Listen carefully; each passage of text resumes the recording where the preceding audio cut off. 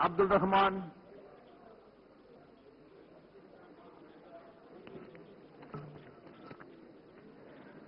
Thank you very much, sir, for having given me an opportunity to speak in motion of thanks on address by the President of India to Parliament on March 12, 2012.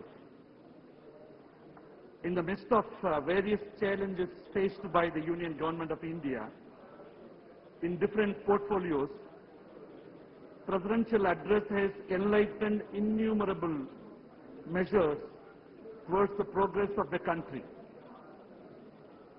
While economic uncertainties are seen in the trend of global economy in different parts of the world, it is really remarkable. Our economy has grown at a handsome rate of 8.4% in 2010 and 11. At the same time, due to the rapid growth of our population in our country, our Government of India is facing a lot of challenges in different platforms.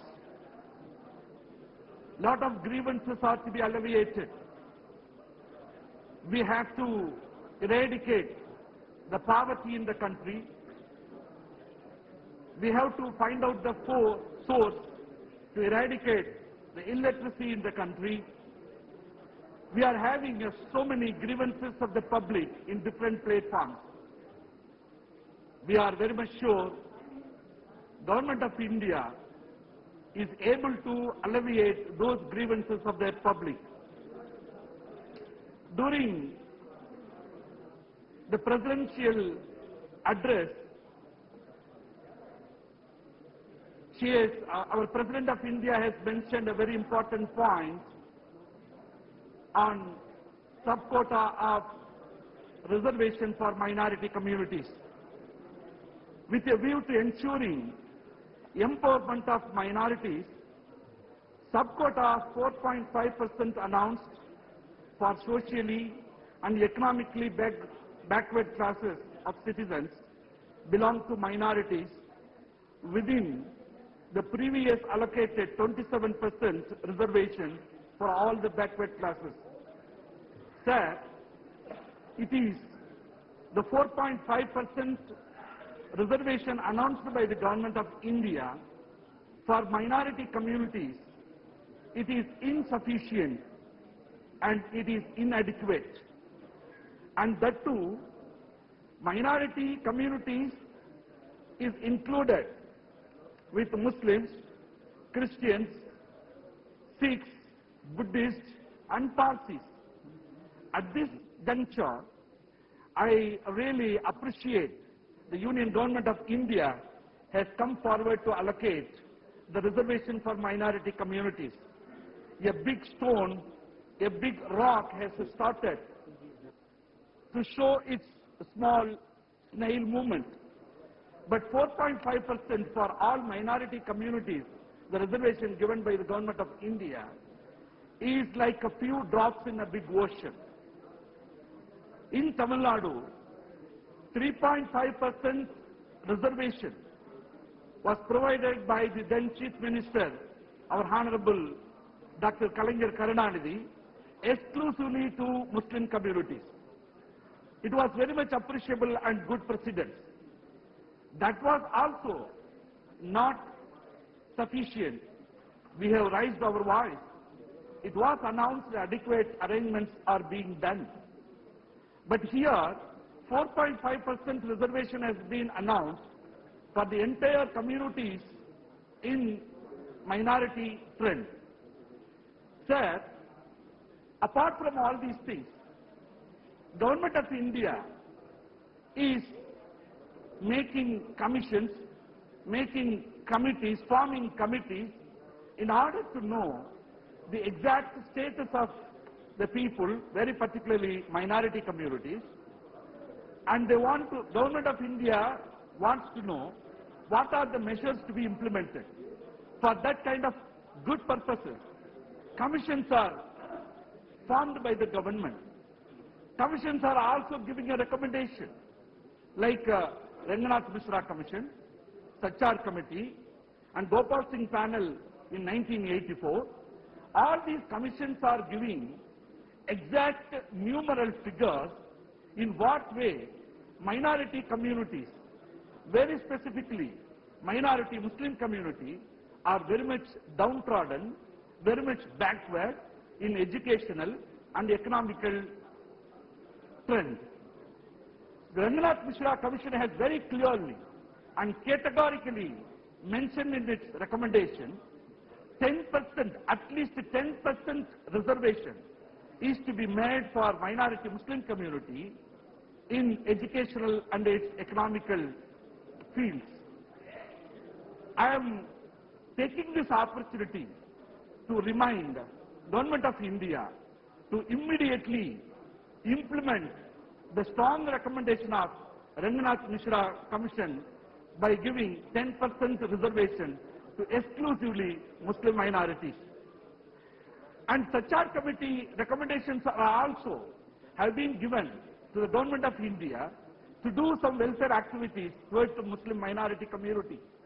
Most of the recommendations were not yet even initialized to implement it. Sir, in presidential address, very important and remarkable point has been mentioned. Palestinian cause is the very important subject. India is steadily supporting the Palestinian cause. Really we appreciate. Government of India is always pronouncing by looking at the suffering and the torture and atrocities going on in Palestinian territories.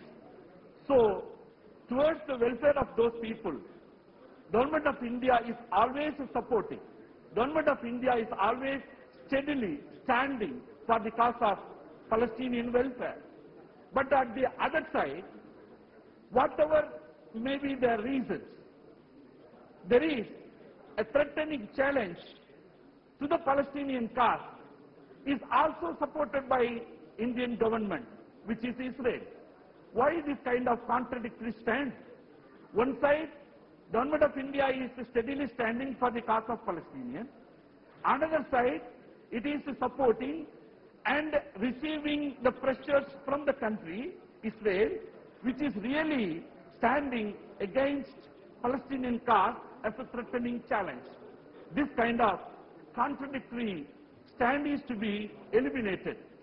All this happened because one more important incident I would like to say, the recent arrest of a reputed journalist proves that just because of the pressure from Israel, the Delhi police arrested the journalist even without any specific charges. All this happened because this journalist is known for his outspoken views condemning Israel policy. Now the bigger question is, whatever happened to the so-called freedom of speech in this country, I would like to know whether our government is going to abide the steady stand for the cause of Palestinian welfare, or the government is going to be under the pressure of any other foreign country like Israel. Sir, I would like to make one more important point in this. During the speech of our President of India, she very clearly mentioned the government has taken various steps to attract overseas capital to India by liberalizing rules regarding external commercial borrowings, increasing the limits on lending by foreign institutional investors, and launching of schemes to attract investment in mutual funds and equity from qualified foreign investors. Sir, at this juncture, I would like to remind the exact solution to strengthen the economy of the country is to eradicate the interest, which is the exploitation of the economy of the country. In Gulf countries, all governments have adopted interest-free banking mechanism. This concept has given very, very fertile and rich revenue in the banking sector. By having that kind of revenue, all Arab countries' economy has grown in such a way, by comparing the profitability what they have seen through this interest-free banking, better than conventional banking. So by looking at this profitability, all European countries, Western countries, those are having 100% conventional banking, now they have started to adopt interest-free banking, which is Islamic banking. So by having implementation of this interest-free banking, those foreign countries, in Western countries, in European countries, they have started to see the profitability better than the conventional banking revenue. Yes. So by taking this opportunity, sir, I very strongly recommend for the possibility to be restored, to be found out for the implementation of Islamic banking. As the last point, sir, I would like to say one thing. India has initialized various steps for the resettlement and rehabilitation of the internally displaced Tamils in Sri Lanka. Really, we appreciate the generous participation and contribution what the Indian government has given to the displaced Tamils in Sri Lanka. I would like to mention here a very important point. Tamils, during the war in 2009, women were raped by the army people, they were killed, children were murdered in front of parents, wives were raped in front of husbands, parents were killed in front of children, they were murdered, they were killed, they were butchered by the army people. By looking at this kind of human rights violation, UN has planned to pass a resolution. The resolution means what? Not to imply sanction, economical sanction upon the country Sri Lanka. No. They passed a resolution to find out the factual events, to do a judicial inquiry. For that purpose, very clearly mentioned, even yesterday, our Honorable Minister of External Affairs, S.M. Krishnaji, has given the statement very clearly in line with the recommendations of the Lessons Learned and Reconciliation Commission LLRC report. The Sri Lankan Defence Authorities have appointed a court of inquiry to look into allegations of human rights violations as required by the LLRC report. Fine. India should explain or should indicate the stand.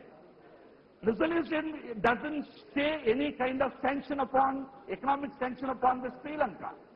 Even if it is founded for the human rights violation, yes, we should not hesitate to support that kind of resolution.